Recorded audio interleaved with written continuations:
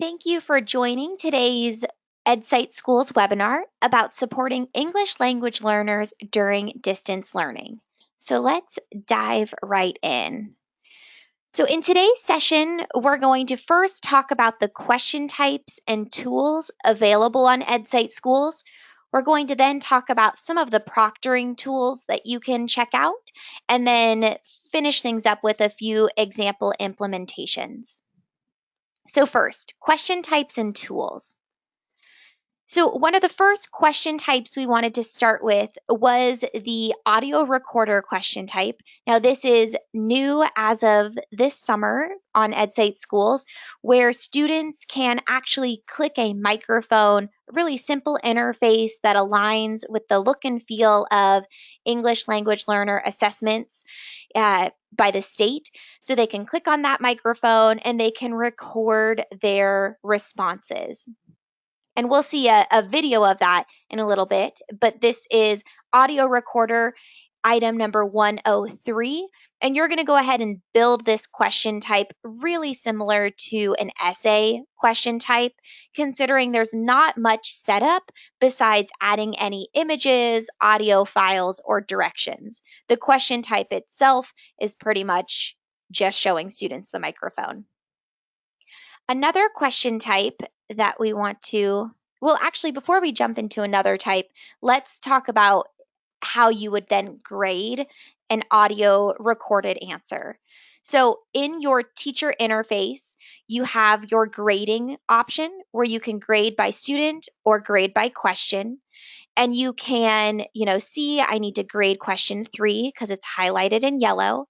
I can actually click a rubric to then listen to the student's response and then score it on the rubric. So feel free, if you're in Ohio and you want to use the OWELPA aligned rubrics and, copy and paste those into a question and grade it with those same metrics, you could definitely do that.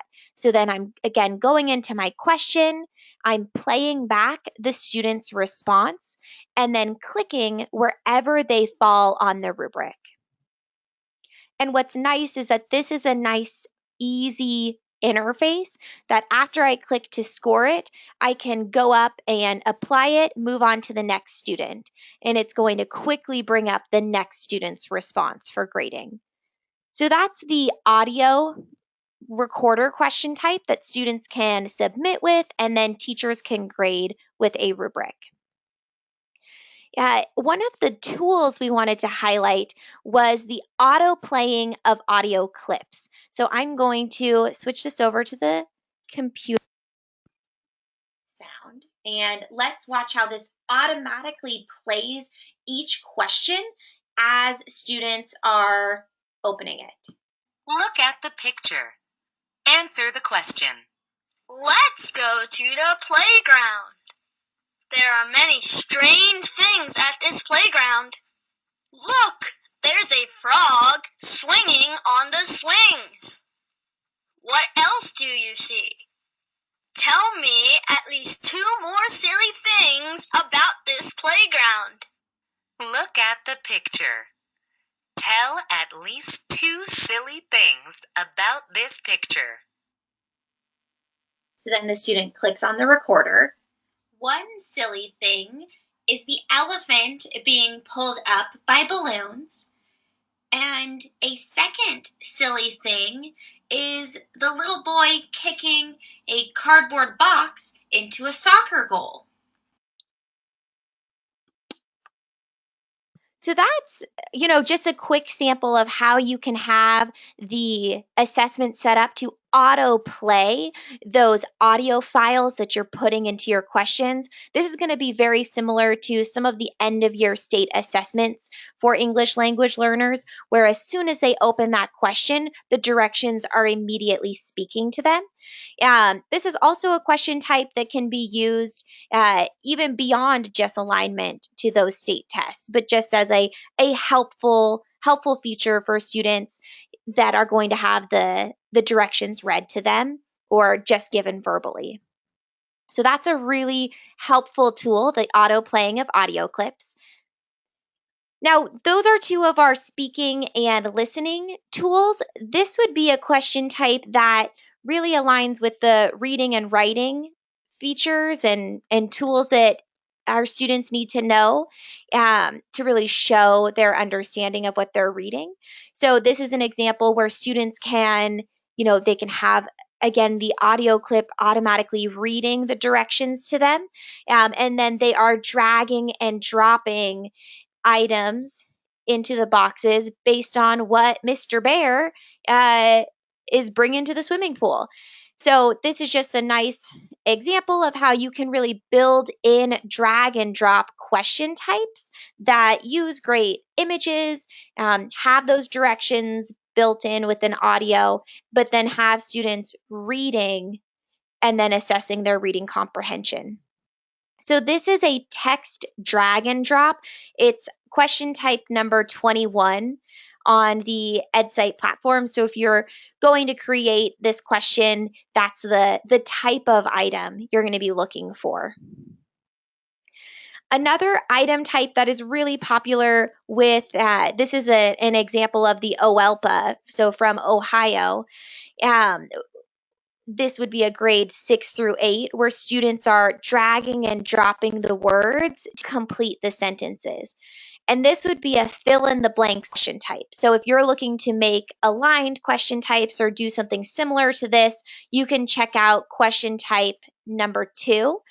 And when you're setting up this question type, you'll actually put the entire paragraph or entire sentence in there completely, and then you highlight to set what will be your droppable areas or what should be the boxes that appear. Then you can add in your distractors and build something very similar to this.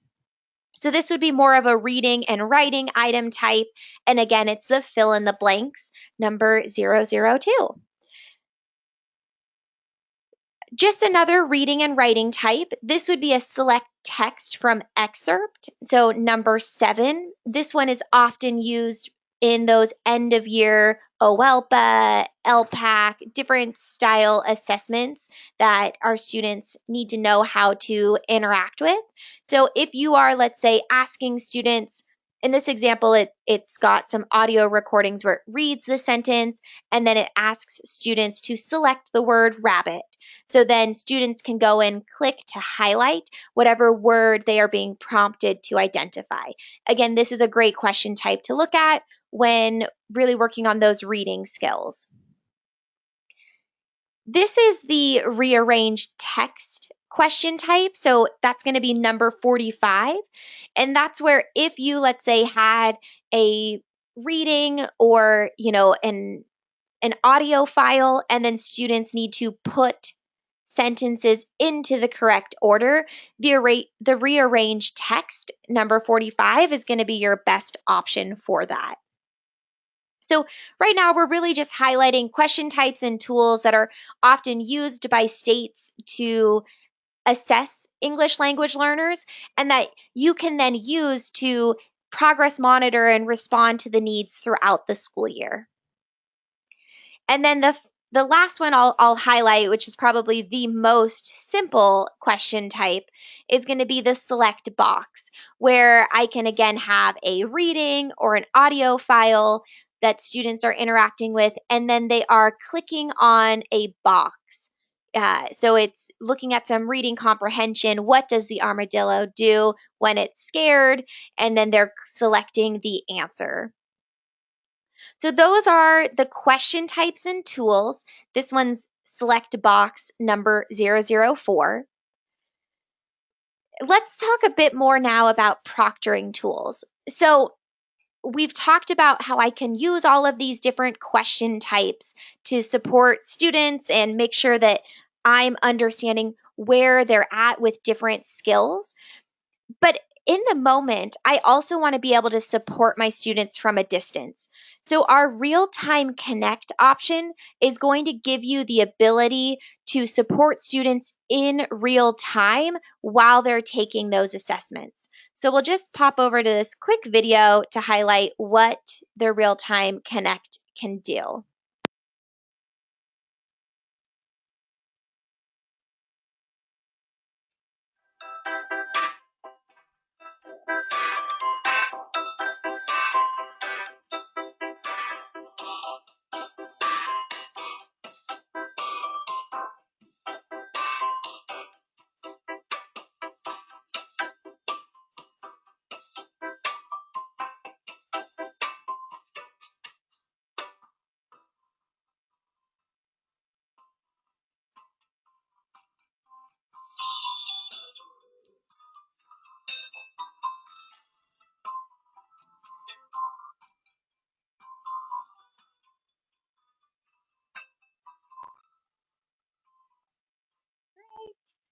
So this really,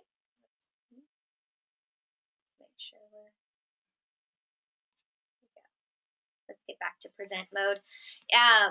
So in this real-time connect, go back. You're actually able to have all of your students. You're able to have all of your students visible to you while they're taking the assessment, but they can only see you. So you're going to actually appear at the top of the assessment. So when we're talking next about the implementations, you would be able to, in real time, let's say, proctor a screener, where if you need to redirect students or clarify questions or provide support that's not explicitly in the audio, you could be available via video right there with students on the same page that they're actually answering the questions. So when we're thinking about diagnostics and screeners, for example, so we're moving into some of our example implementations. One way that teams are using EdSite schools this year is by having students one at a time take their assessment. So they schedule time with their teacher or with a co-teacher or an adult that can help proctor that screener or assessment. The student logs into the assessment with real time connect turned on. And so that teacher is able to support that individual student as they are progressing through the assessment. So the combination of real time connect with those question types that measure reading, writing, speaking, and listening, that's going to really allow you to see what level students are at before they start the new school year. The other, after we do our diagnostics and our screeners, just ongoing formative and summative assessments are going to be an option for you to implement these tools. And then finally, if you are looking to give aligned benchmarks that mirror that end of year state assessment, we've got some teams that, they are going to essentially move from the released OELPA and treat that almost as a blueprint to start building some of their own content in these question types to really assess our students at certain proficiencies in reading, writing, speaking, and listening before they go and take that OELPA assessment. So those are just 3 examples of how you can use the different tools and proctoring pathways on EdSite schools to support English language learners during distance learning.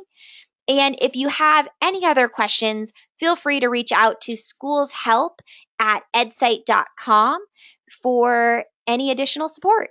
So if you, for example, need some help setting the languages on your students' accounts, the EdSite interface is available in other languages, so we can definitely get that set up. So reach out and we can get you and your team ready for the new year. All right. Best of luck with back to school, everyone. See ya.